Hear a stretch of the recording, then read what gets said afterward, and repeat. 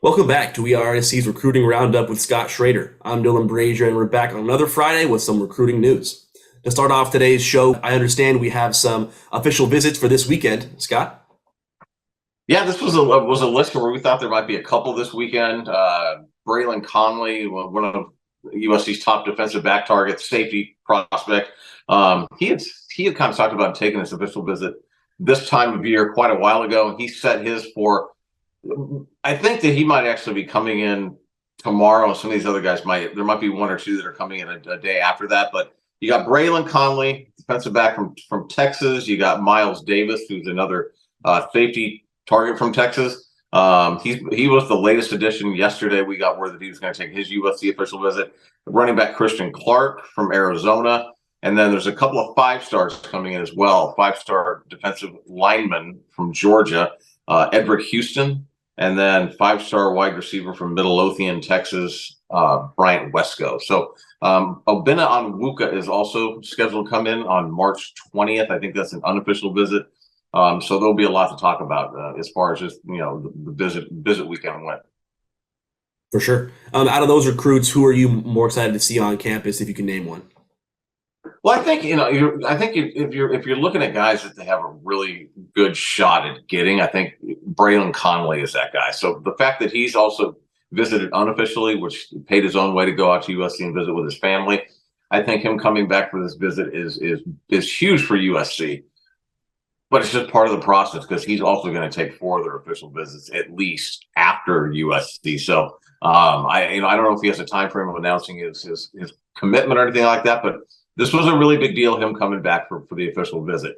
The other guys, I'm not really sure what their interest. I think if you're looking at Christian Clark, the running back from Phoenix, Arizona, he is a guy they like, but at the same time, Nathaniel Palmer from Texas is coming in for his official visit in June. And it's kind of going the direction where he might be the one. It's very likely he'll be the one to join Brian Jackson, also a fellow Texan.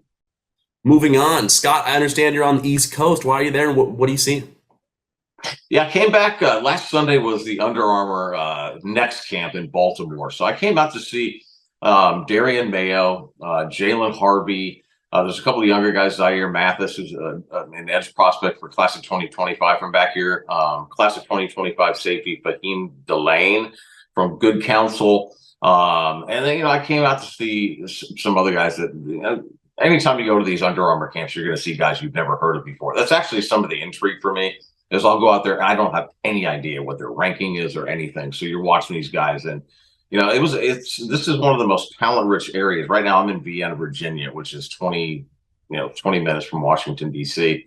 And this area is so talent-rich. So I saw a lot at this Under Armour camp. But Jalen Harvey was not there. So 2 days later, I went to Quince Orchard to see him. So I spoke to him yesterday. He's fired up to get back to USC for his official visit. And then I also saw Darian Mayo and Fahim Delane also yesterday at a 7-on-7 little showcase for college coaches. So there's a lot to see back here. It's at the time of year right now where USC's kind of like, went from offering this many guys and now their focus is kind of like right there. So really, Obinna Onwuka, Jalen Harvey, and Darian Mayo are really like the 3 guys from back here that USC's got a shot at, and they all plan to take official visits. 2 of them are set already in Darian and Jalen. Moving on to the next segment, On3 has released their top 100 players, and 5 USC players have made the cut. Quarterback Caleb Williams, offensive lineman Jonah Monheim, safety Kalen Bullock, also offensive lineman Justin Dedich, and then as well as transfer wide receiver Dorian Singer. So they're all very highly touted players in this upcoming season, but I'm kind of flustered that Jarrett Kingston didn't get mentioned at all. I mean, he was all Pac-12 last year, and Jonah Monheim was good, but how do we see Jonah Monheim top 100, but not Jarrett Kingston? Yeah, if you're going to talk about what they did in their college career so far, look, we love Jonah. And he had a great season last year, and he was strong the year before that. There's a lot expected of him this year, and he could be potentially a very high draft pick here in the next NFL draft. But man, I mean, Jarrett Kingston's one of those guys that's been all Pac-12 and just considered one of the best players in the country prior to him coming to USC. So Yeah, I was kind of looking at that list going, "God, how do they leave him off?" But you have to leave somebody off, and there's probably people having the same conversation. Guys covering the University of Washington are saying, "How did they leave one of our guys off?" But you and I were definitely connecting on the Jarrett Kingston wavelength, Of though. course. We have a really good wide receiver room. I was shocked that only one, Dorian Singer, who wasn't even originally in the wide receiver room last year. I feel like we have arguably a top 10 receiver room in the nation, but only one is in the top 100. I understand people have to get taken off, but I don't know. I feel like, I mean, when we look at it, Brendan Rice, I feel like deserves a top 100 spot after that Tulane game. Well, I mean, it's. I would probably make a harder argument for Mario Williams than I would for Brendan Rice, but I think that some of the guys at USC have right now there are young guys that have proven nothing at the collegiate level right now. And I know Brendan Rice was one of the guys you mentioned, and I think that he will definitely improve upon what he did last year. I think the end of last year was kind of we got a glimpse of what he is actually has potential to do at USC. But you look at guys like Zachariah Branch and Mekhi Lemon and Deuce Robinson, who's not. I think he actually just enrolls this week actually at USC. They do have a talented room, but I wasn't really like the Jarrett Kingston one really popped at me, and USC not having another receiver in the top 100 didn't really. That's fair. He didn't have a great last season, but I feel like he's really going to pop off this season. Michael Jackson, if he's kind of waiting in the shadows for his turn, I feel like this year can really be his turn. Yeah, there's another guy that you could make an argument for. He missed a few games with injury, but he fought back, and every game that he played in, he was, I think, arguably the most productive receiver on the team. So you have a guy there, dependable, hardworking. This is a guy that's going to go out and be extremely productive for you this year. So, I think that next year, if he has the kind of year that I think we anticipate he could, Michael Jackson could be one of those guys in the top 100 next year. For sure. And then to be specific for people watching, Caleb Williams was number 1 player overall in this upcoming season. And then Kalen Bullock was number 50 overall and the number 3rd safety in the nation, which I feel like he's definitely top 3. I would put him at 1 with my own bias, but I feel like he can definitely make a case for being 1 overall this year in the safety position. Yeah, and I think that if you look at some of the, it's kind of crazy to look at mock drafts too close right now for the NFL for a year from now. But at the same time, there are people looking at Kalen Bullock as a day 1, day 2 guy, first, second round guy. So I think that his only issue is he needs to get a little bit bigger and a little more physical. I think everything else, if you're talking about cover skills and that element of playing defensive back, he's scoring A's right there. But I just think physically he just needs to get a little bit stronger. 100%. And then next is Justin Dedich at number 60 overall, the number 1 center. And then after that, Jonah Monheim, number 92 player overall, and the number 5 offensive tackle. And then to cap it off, Dorian Singer at number 97, with number 14 overall wide receiver. So I'm excited to see Dorian Singer in a Trojans uniform and what he can produce this season. I feel like it's going to be a lot of mouths to feed, but it's going to be a high offensive production for sure. I mean, it is, because we haven't even mentioned Kyron Ware-Hudson. Of course. And Taj Washington. Yep. So, I mean, there's, if we wanted to list all the receivers, we could, but, it's the competition is going to be amazing, and the big winner is going to be USC, but you're going to have guys that be going, why isn't he getting more touches? But I do believe it's going to be all figured out. The guys that are producing are the guys that are going to play. And, I think that, hearing some conversation about that on defense too, some guys that are currently out with injuries and missed the spring, there were some younger guys and some other guys that stepped up. And again, the big winner is going to be USC when all these guys come back healthy in the fall and the competition is that much stronger. But that receiver room is just, exceptionally talented. Oh, of course. Moving on, I understand there was some more information regarding some maybe June official visits. Scott? Yeah, last week got a note that St. John Bosco, 4-star St. John Bosco safety Peyton Woodyard had decided to set a USC official visit. He's committed to the University of Georgia. He committed on January 7th at the All-America Bowl in San Antonio. But recently he set up an Ohio State official visit. I believe he might have another one besides USC, but he is coming in on June 10th. And right now, he's going to be the only visitor that weekend. So we'll see if any more are added to it, but that gives USC a lot of time to spend with Peyton and his family. I mean, it's going to be, they're going to have a captive audience there.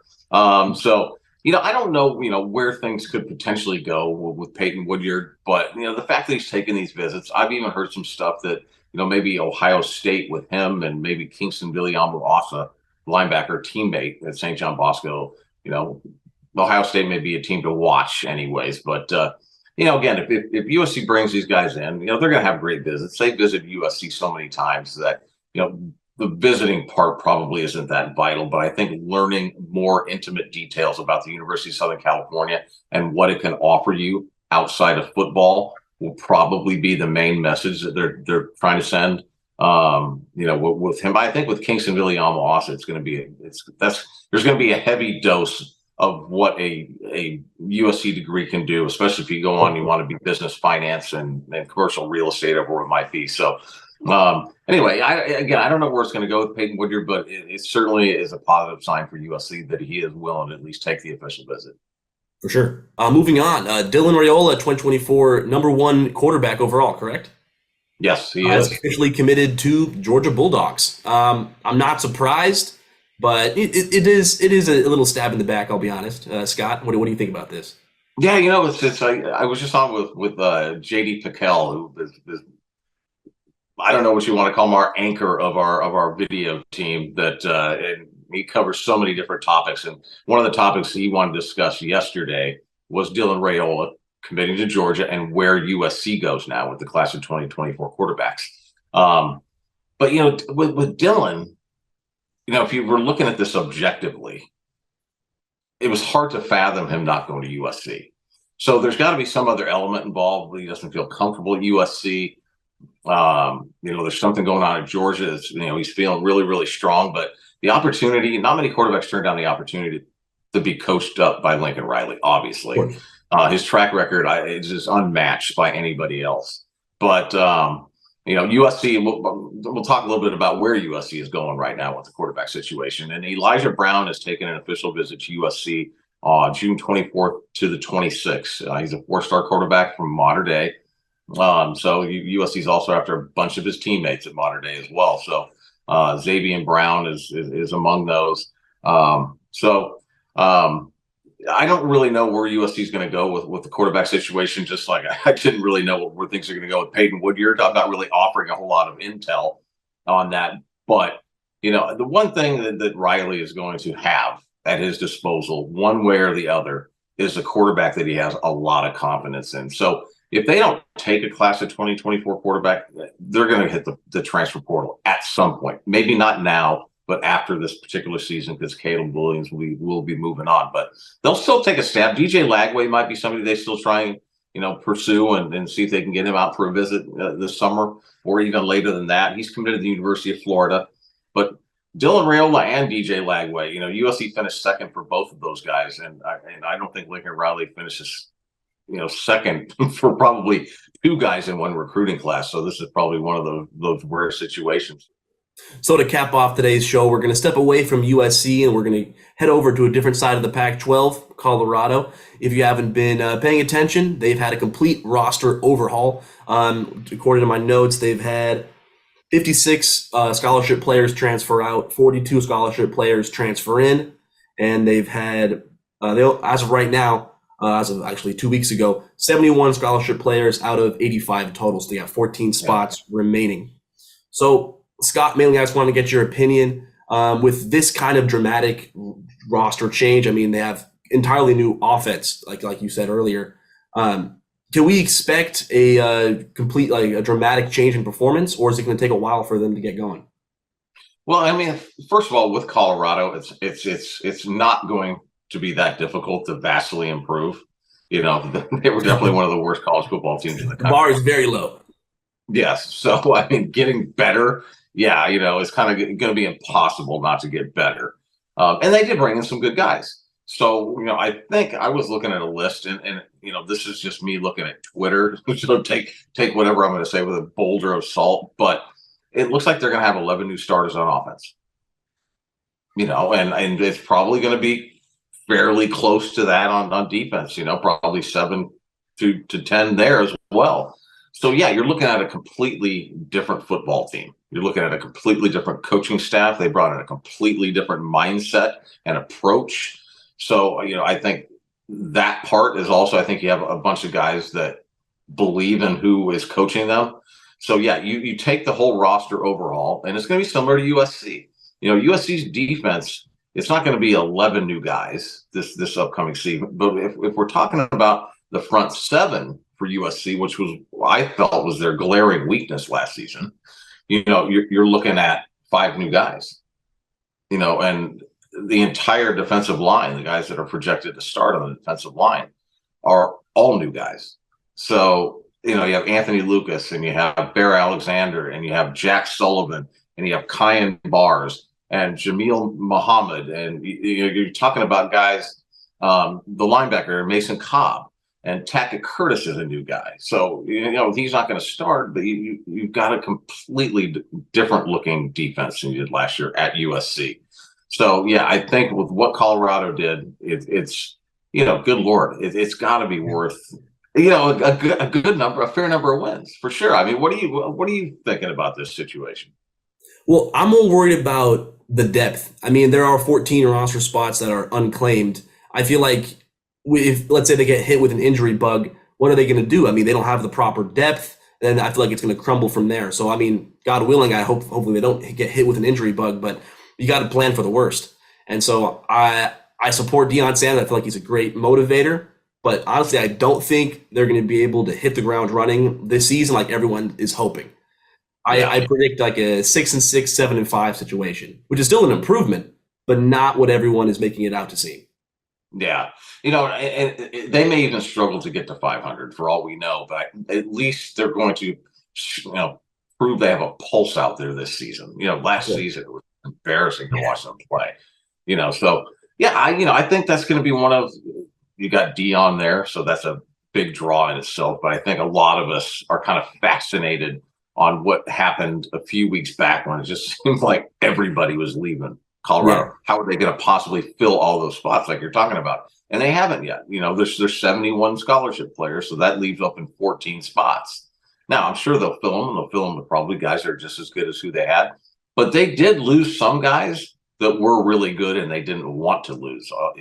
So there's that element also that's involved.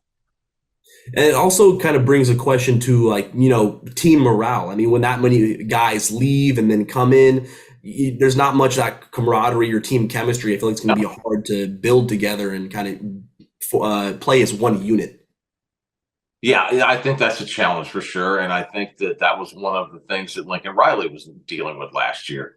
And I think if you do have the right guys that are leading the football program, like USC clearly does, it seemed like things fell into place really quickly with the team chemistry part. And I just felt by the time fall camp rolled around, you had this vibe that those guys have been playing with each other a lot longer than literally months. Of course. But Colorado is the biggest question mark in college football, I would say, but definitely keep your eyes open for that away game in Colorado. It's going to be exciting to see. Definitely. Okay, that will conclude today's episode of WeAreSC's Recruiting Roundup. I'm Dylan Brashier. Fight on.